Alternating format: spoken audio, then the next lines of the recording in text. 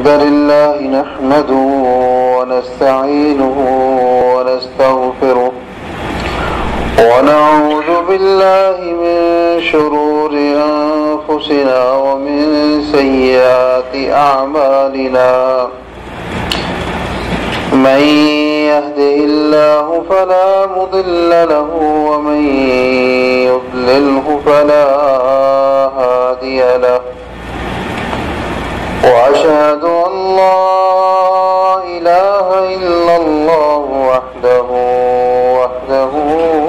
لا شريك له وأشهد أن محمدا عبده ورسوله أما بعد فإن خير الحديث حديث كتاب الله وخير الهدي هدي محمد صلى الله عليه وسلم وشر الأمور محدثاتها وكل محدثة بدعة وكل بدعة ضلالة وكل ضلالة في النار. يا أيها الذين آمنوا اتقوا الله حق تقاته ولا تموتن إلا وأنتم مسلمون. يا أيها الناس اتقوا ربكم الذي خلقكم من نفس واحدة وخلق منها زوجها وبث منهما رجالا كثيرا ونساء واتقوا الله الذي تساءلون به والأرحام إن الله كان عليكم رقيبا. يا أيها الذين آمنوا اتقوا الله وقولوا قولا سديدا يصلح لكم أعمالكم ويغفر لكم ذنوبكم ومن يطع الله ورسوله فقد فاز فوزا عظيما. اللهم صل على محمد وعلى آل محمد كما صليت على إبراهيم وعلى آل إبراهيم إنك حميد مجيد. اللهم بارك على محمد وعلى آل محمد كما باركت على إبراهيم وعلى آل إبراهيم إنك حميد مجيد. أما بعد فأعوذ بالله من الشيطان الرجيم. بسم الله الرحمن الرحيم. قد أفلح المؤمنون الذين هم في صلاتهم خاشعون والذين هم عن اللغو معرضون والذين هم للزكاة فاعلون والذين هم لفروجهم حافظون إلا على أزواجهم أو ما ملكت أيمانهم فإنهم غير ملومين. فمن ابتغى وراء ذلك فأولئك هم العادون والذين هم لأماناتهم وعهدهم راعون والذين هم على صلواتهم يحافظون أولئك هم الوارثون الذين يرثون الفردوس هم فيها خالدون. ولقد خلقنا الإنسان من سلالة من طين ثم جعلناه نطفة في قرار مكين. ہر قسم کی تمام تعریف اس رب کے لیے، اس خالق کے لیے، مالک کے لیے کہ ساری کی ساری بڑائیاں اسی کے لیے. تعریف اس اللہ کے لیے کہ ساری کبریائی، عظمت، بلندی، قوت، اختیار اسی کے لیے ہے۔ درود و سلام رحمت للعالمین امام الانبیاء جناب محمد الرسول اللہ صلی اللہ علیہ وسلم پر۔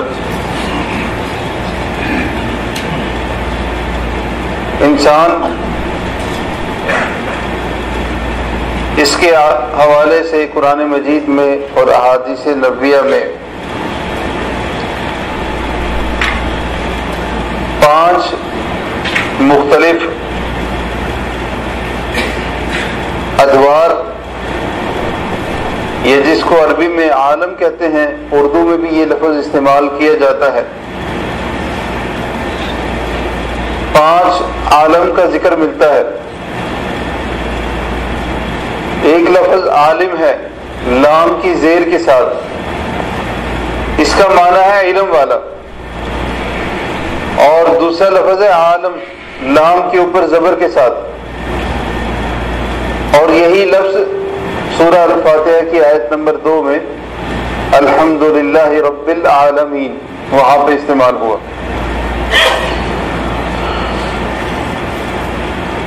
انسان کے حوالے سے جس پہلے عالم کا ذکر ملتا ہے اس کو عالم ارواح بولتے ہیں۔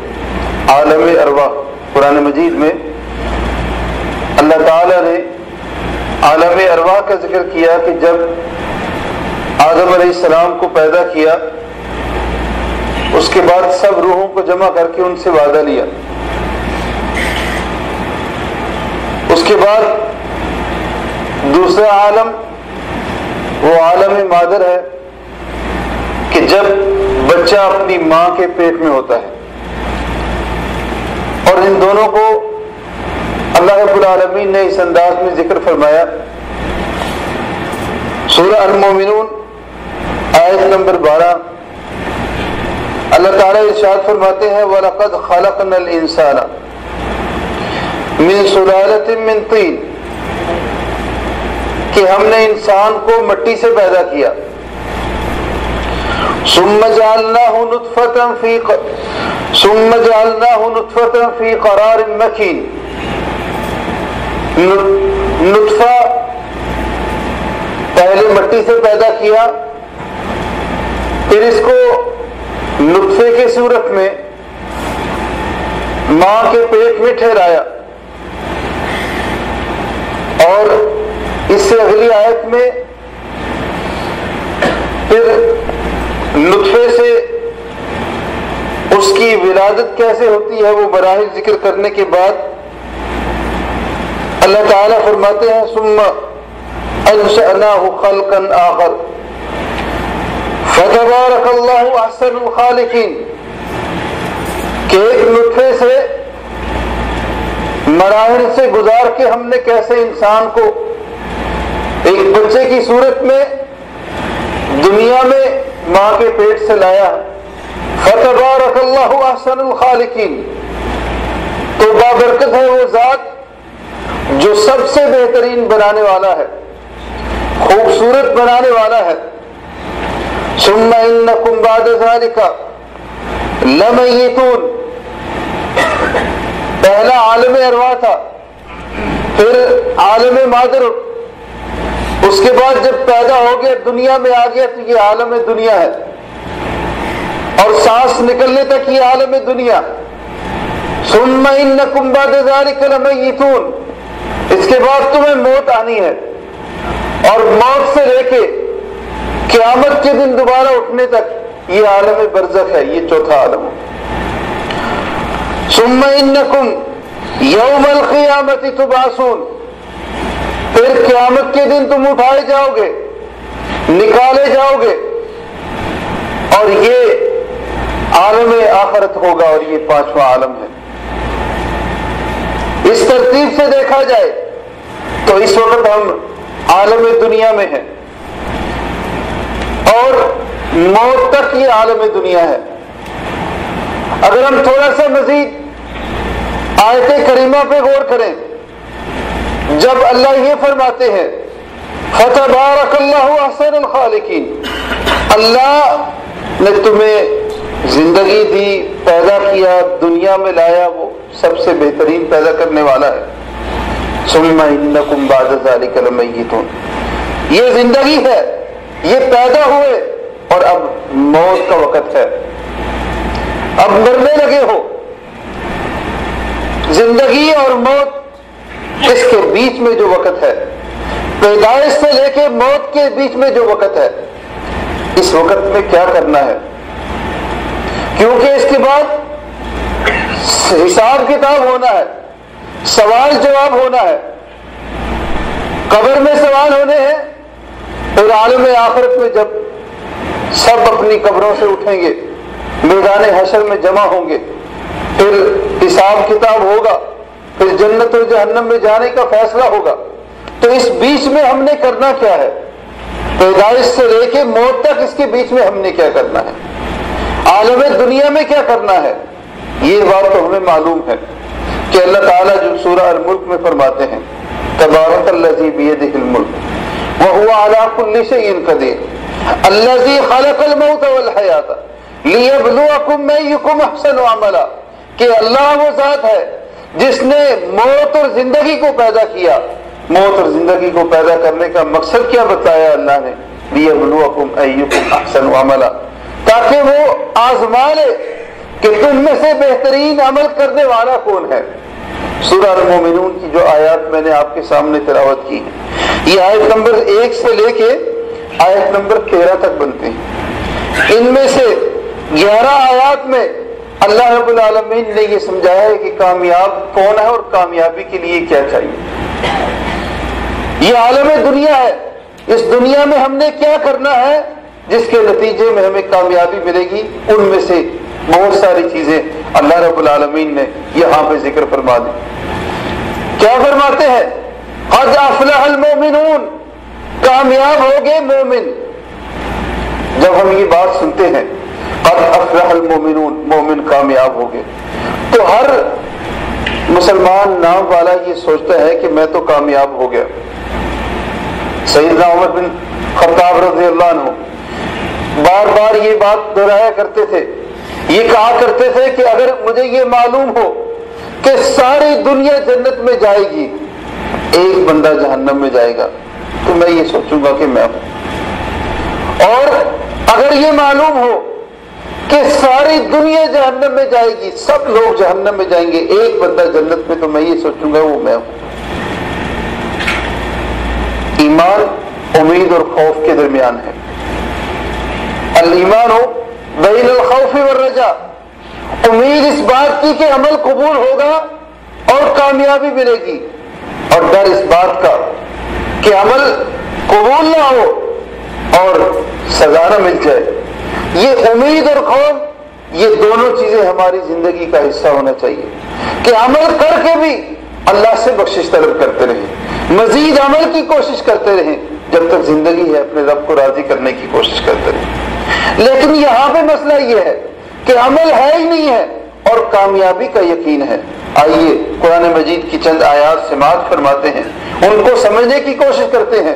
جب اپنے گھر میں جائیں، کمرے میں جائیں، یا دوبارہ پھر مسجد میں آئیں، تو قرآن مجید جو ترجمے والا ہے اس کو کھول کے ان آیات پھر دوبارہ پڑھیے گا، ان کے اوپر غور کیجئے گا کہ اللہ تعالیٰ ہمیں ان آیات میں کیا سمجھا رہے ہیں۔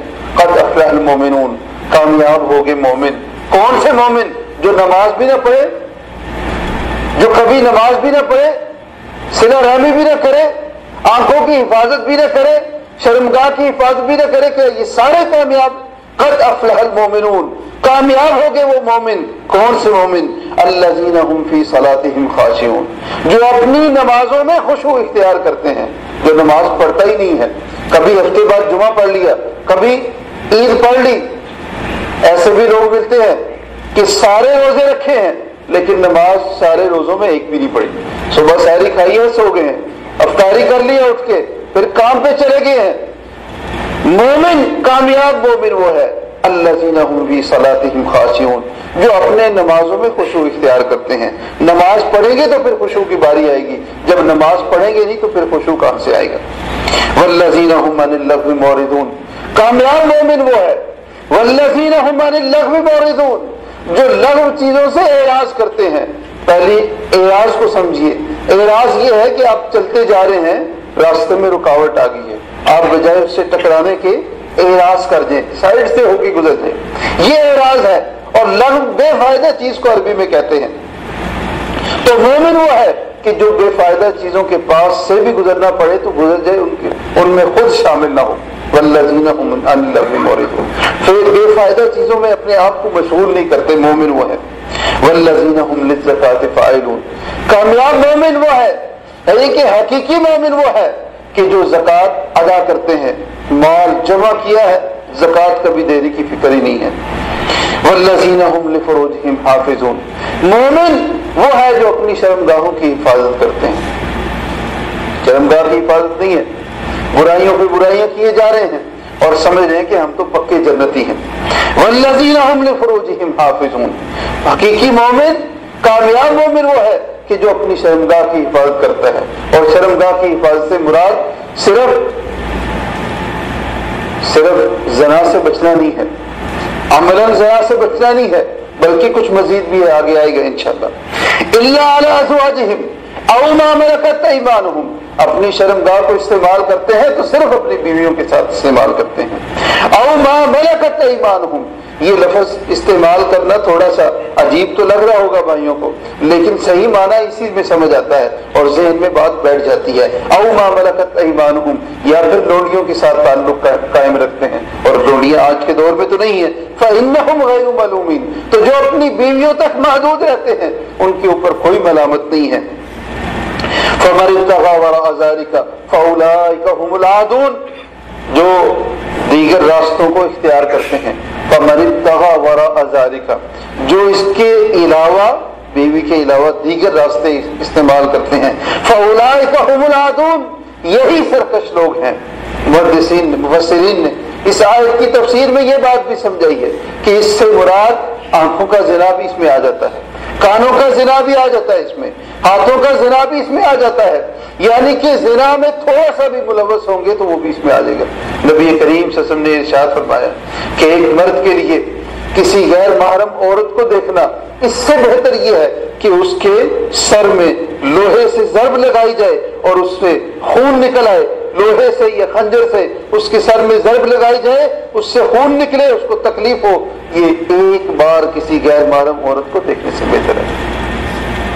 اور ہم کتنی عورتوں کو دیکھتے ہیں آج کل، تو یہ موبائل اتنا عام ہو گیا، اور اس کے اوپر پھر اور کچھ بھی نہ دیکھیں تو فیس بک پہ تصویریں دیکھے جاتے ہیں، شیئر کیے جاتے ہیں، اور جتنے بھی یہ وسائل ہیں سوشل میڈیا کے، ان سب کا اکثر لوگ کتنا 90% غلط استعمال کرتے ہیں۔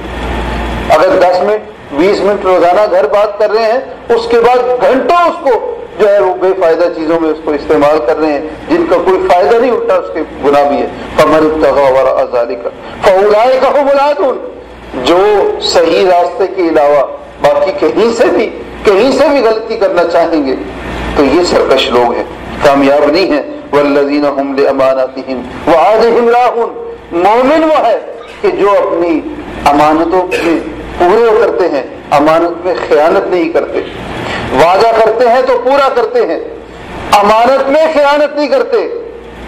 اور آج ہمارا حال یہ ہے کہ کبھی بھی امانت کو پورا نہیں کرتے۔ ڈیوٹی ایک امانت ہے، ذمہ داری ایک امانت ہے، والد ہیں تو یہ ذمہ داری ہے اولاد کی، خاوند ہے تو بیوی کی ذمہ داری ہے خاوند ہونے کی حیثیت سے۔ کام کر رہے ہیں، کوئی بھی کام کر رہے ہیں، یہ ایک ذمہ داری ہے، تنخواہ لیتے ہیں تو یہ ذمہ داری ہے، لیکن ہم ہر معاملے میں خیانت کرتے ہیں۔ تنخواہ 8 گھنٹے کی لے رہے ہیں، 10 گھنٹے کی لے رہے ہیں، سپروائزر سے چھٹی لے کے فور مین سے پہلے ہی آ رہے ہیں، کیا ہے جی بس کام ہے جی کچھ، کبھی بغیر بتائے وہاں سے غائب ہو رہے ہیں، جو ہے وہ تعلق اچھا بنائے ہوا ہے اور جو ہے چھٹیوں پہ چھٹیاں کیے جا رہے ہیں، غیر حاضری ہو رہی ہے لیکن کاغذوں میں وہ حاضر ہیں۔ امانت میں یہ خیانت ہے، یہ امانت میں خیانت ہے، یہ دھوکہ دہی ہے، اگر ہم دیکھیں اپنی زندگی میں تو ہر معاملے میں یہ، جہاں پہ ہمیں 1 ریال بھی بچتا ہو تو ہم خیانت کر بیٹھتے ہیں، 1 ریال بھی بچتا ہو، 1 روپیہ بھی بچتا ہو تو ہم خیانت کر بیٹھتے ہیں۔ مومن تو ہے جو اپنی امانتوں کی حفاظت کرتے ہیں، اس میں خیانت نہیں کرتے، وعدہ کرتے ہیں پورا کرتے ہیں۔ والذین هم علی صلواتہم یحافظون، نماز کی بات پھر یہاں پہ دوبارہ آ گئی۔ والذین هم علی صلواتہم یحافظون، مومن وہ ہے جو اپنی نمازوں کی حفاظت کرتے ہیں۔ یہاں پہ ایک بات ہم یہ بھی سمجھ لیں، اس مقام پہ ان آیات میں نماز کے حوالے سے 2 باتیں کی گئی، ایک نماز میں خشوع اختیار کرنا، دوسرا نماز میں حفاظت کرنا، نماز کی حفاظت کرنا۔ نماز میں خشوع اختیار کرنے میں سے ایک بات یہ ہے کہ نماز میں اپنے ذہن کو نماز میں لگائیں، ذہن کو نماز میں لگائیں، اور حفاظت سے مراد یہ ہے کہ 5 نمازوں کو 5 وقت پہ اپنے وقت پہ ادا کریں، تسلسل سے ادا کریں، جماعت کے ساتھ ادا کریں۔ مرد کی نماز کمرے میں یا گھر میں نہیں ہوتی، مرد کی نماز کمرے میں یا گھر میں نہیں ہوتی، یہ عورتوں کے لیے جائز ہے کہ وہ اپنے گھروں میں نماز پڑھیں، ان کے لیے ہے، مردوں کے لیے یہ نہیں ہے۔ اسی طرح جمعے کا معاملہ ہے تو یہ مردوں کے لیے جمعے میں حاضر ہونا یہ فرض ہے۔ ہمارے اکثر لوگوں کا معاملہ کیا ہے کہ پہلے تو جو نماز نہیں پڑھتے ان کو تو چھوڑ دیں، جو نماز پڑھتے ہیں اب کیا ہے نماز پڑھنے کا طریقہ کہ جب دل کیا اس وقت نماز پڑھ لی، کبھی کمرے میں نماز پڑھ لی، کبھی مسجد میں پڑھ لی نماز، کبھی 2 نمازیں پڑھ لی، کبھی 3 پڑھ لی، کبھی 4 پڑھ لی، یہ نہیں چلے گا۔ نمازیں 5 پڑھنی ہے، یہ نمازوں کی حفاظت ہے، پوری 5 پڑھنی ہے، جماعت کے ساتھ پڑھنی ہے، جماعت کے ساتھ پڑھیں گے تو تب نماز پڑھنے کا فائدہ ہوگا۔ مرد کے لیے اکیلے نماز پڑھنا یہ صحیح نہیں ہے۔ اچھا، اس سے بڑا ایک مسئلہ یہ بھی ہے کہ دن میں 1 نماز بھی پڑھیں لیکن نماز آتی نہیں ہے۔ 10 سال ہو گئے ہیں، کئی ساتھی ملتے ہیں 10 سال ہو گئے نمازیں پڑھتے ہوئے، لیکن نماز میں پڑھتے کیا ہیں؟ ایک ساتھی سے پوچھا سورہ فاتحہ پڑھتا ہوں، سورہ فاتحہ سنی، اس میں کچھ غلطیاں، ترجمہ تو دور کی بات، پڑھنے میں غلطیاں۔ اچھا جی، سورہ فاتحہ کے بعد کیا پڑھتے ہیں؟ قل هو اللہ احد، یہ بھی آ گئی۔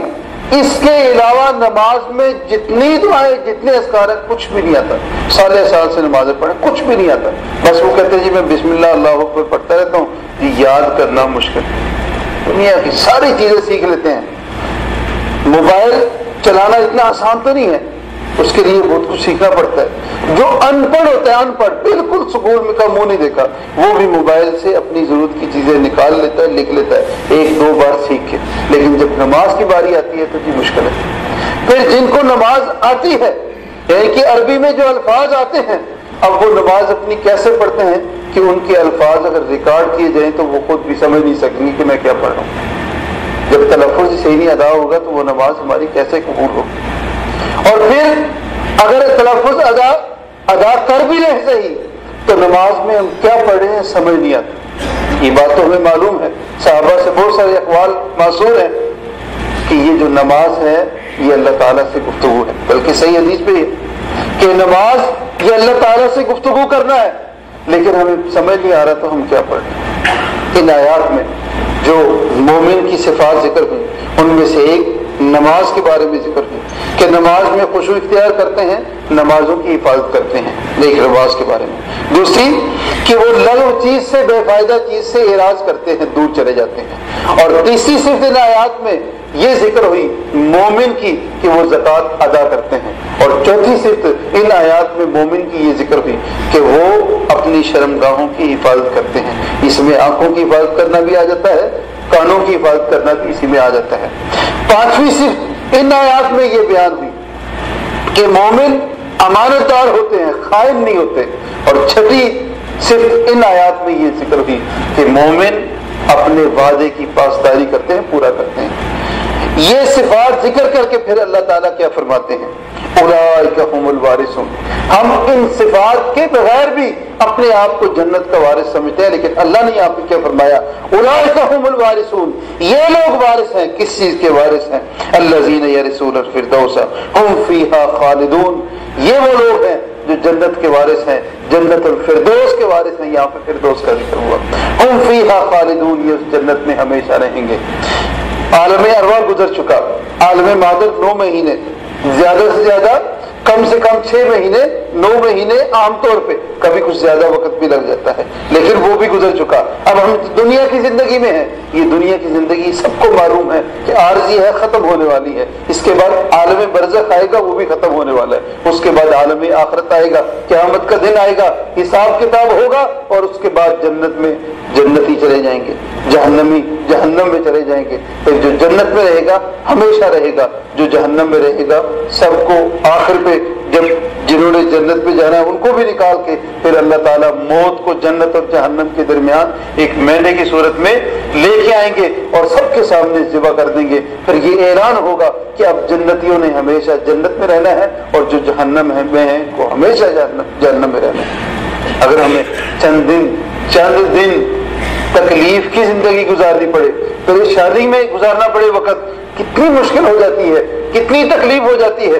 سفر لمبا ہو جب اپنے ملک میں جاتے ہیں، راستے میں سلے ہو تو کتنی مشکل ہو جاتی ہے، کتنی پریشانی جب اپنے گھر میں پہنچتے ہیں، جب یہ واپس آ رہے ہوں تو سفر مکمل کر کے واپس پہنچتے ہیں تو کتنا سکون اطمینان حاصل کرتے ہیں۔ نبی کریم صلی اللہ علیہ وسلم نے مومن کی دنیا کی زندگی کو ایسے ہی جو ہے سمجھایا، سیدنا عبداللہ بن عمر رضی اللہ عنہ کو سمجھایا، فرمایا کہ کن فی الدنیا کأنک غریب او عابر سبیل، تو دنیا میں ایسے رہ جیسے تو مسافر ہے، او عابر سبیل، یا ایسے رہ جیسے روڈ کو کراس کرنے والا، عابر سبیل روڈ کو کراس، یہاں سے روڈ کی دوسری طرف جانا ہے، او عابر سبیل، ایسے دنیا میں رہ جیسے ایک سڑک کو کراس کرنے والا ہے۔ لیکن ہم دنیا میں ایسے رہتے ہیں جیسے دنیا میں ہمیشہ رہنا ہے، اور آخرت کے بارے میں یہ سوچتے ہیں کہ شاید پتہ نہیں آئے گی یا نہیں آئے گی۔